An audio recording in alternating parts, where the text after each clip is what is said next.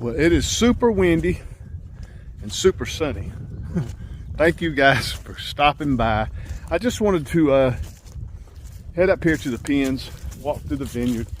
We're still in the process of pruning. Matter of fact, that's what I was about to do. Down here in Georgia, the weather's warming up. I'm sure there are going to be some more cold spells. Right now, it's really, really pretty. Check this out. We got tons of these little purple flowers growing up all through the vineyard. They're really, really pretty. And it's just, it won't be long we'll be cutting grass. It's crazy. Little dandelions popping up. Really cool. But anyway, dandelions and flowers is not what I wanted to talk about. Or muscadines. What I want to talk about was what happened to us this winter.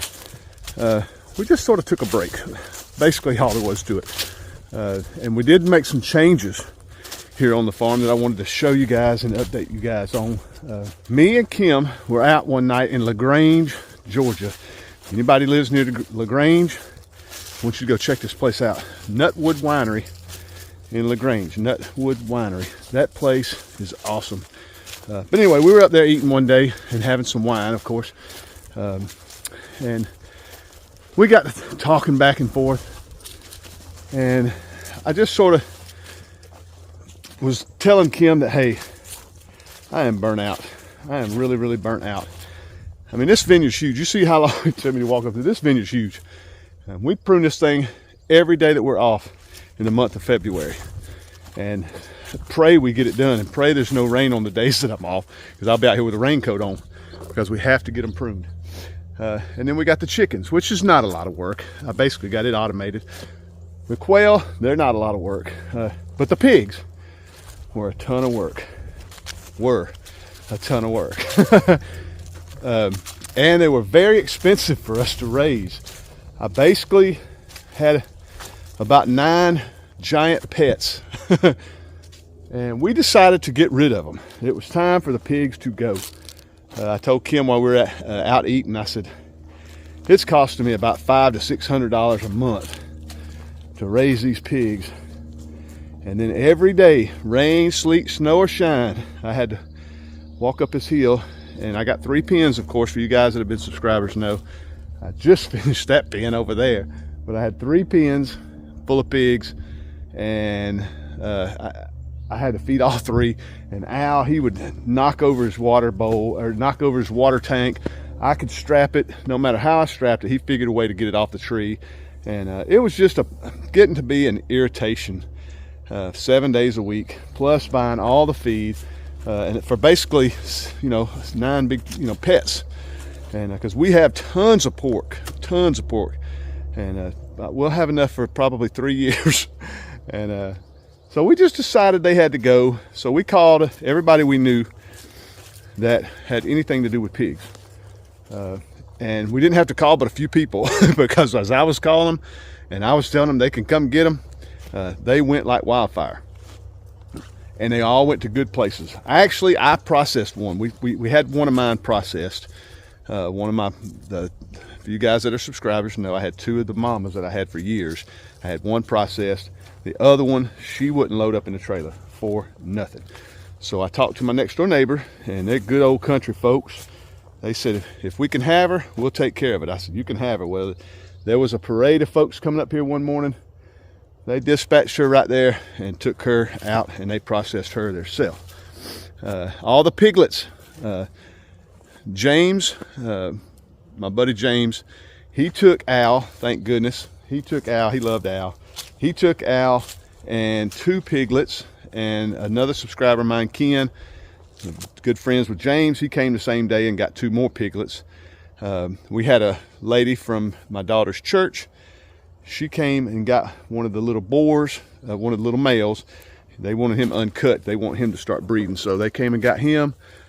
And then my other neighbor over here got a couple more piglets. So, and he also loaded up all the pigs over there, because he has tons and tons and tons of pigs. And he always said, if I ever want to get rid of them, let me know, I'll come get them.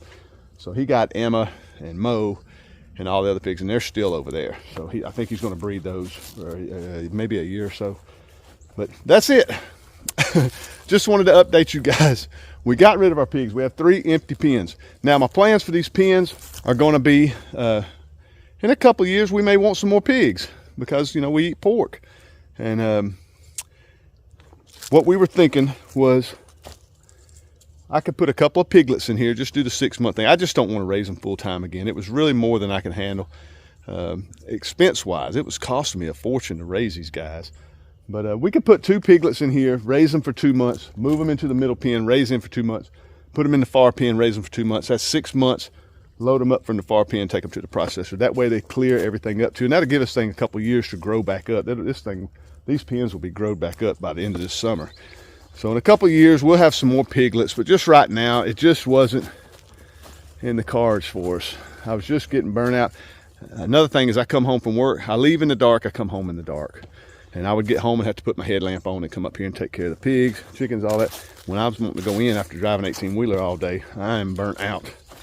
But anyway, thanks guys for checking out my little short video. I'm not sure exactly how short it is once I edit it. But just want to let you guys know the pigs are gone. They're gone. We're done with the pigs for a couple of years. We kept everything, our feeders, our waterers, our huts, because like I say, we'll raise some more pigs eventually one day, but right now we're just trying to dial things down. I'm getting a little older, trying to put some more money back, and burn out, just burnt out. Well, I guess I should close it out by saying I was just burnt out altogether. I needed a winter break to spend time with my wife. It's just, I feel like I'm always on this farm doing something. And I felt like I needed to spend more time, more family time. Like when I get home from work, I want to go straight in, eat, sit down, watch TV with my wife, chill out, relax. And I wasn't doing that at all, hardly.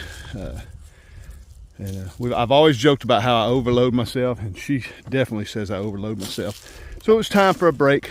Also, YouTube was a huge factor in this, so I took a break from YouTube. As you guys know that have been subscribed for a while, I took all that time off from doing YouTube videos, because when you video, for you guys that don't, everything you do takes 3 times longer, if not more, because you got to move your camera, you got to talk, just all the work that goes involved in making a stupid little video. Then you got to edit it, and then you got to put it out. It was just interfering with family life, with things I should be focusing more on. So we're flipping that around. We're still going to be putting out some videos, but not quite as many. If I have an informative video that I think is informative, I'd like to put out, like for you guys that love muscadines like I do, I will be putting out muscadines videos whenever I'm doing anything in the vineyard. I may go back to doing some lives. I'm not sure. I always enjoyed that. But we're just going to take YouTube slowly. Do a little here, a little there. It got to where it was like a job. And I always said, if any of this stuff become a job and it wasn't fun, I'm not doing it. So it really became a chore. Just looking at those numbers all the time, thinking you got to get out a video, thinking you got to, it just became an obsession. So YouTube was one of those things I had to put on the back burner with the pigs, because the pigs have to eat. They have to eat, they have to have water, and got to make sure they're in their pens. But the pigs were a huge help to get rid of them, and dialing YouTube back was a huge help.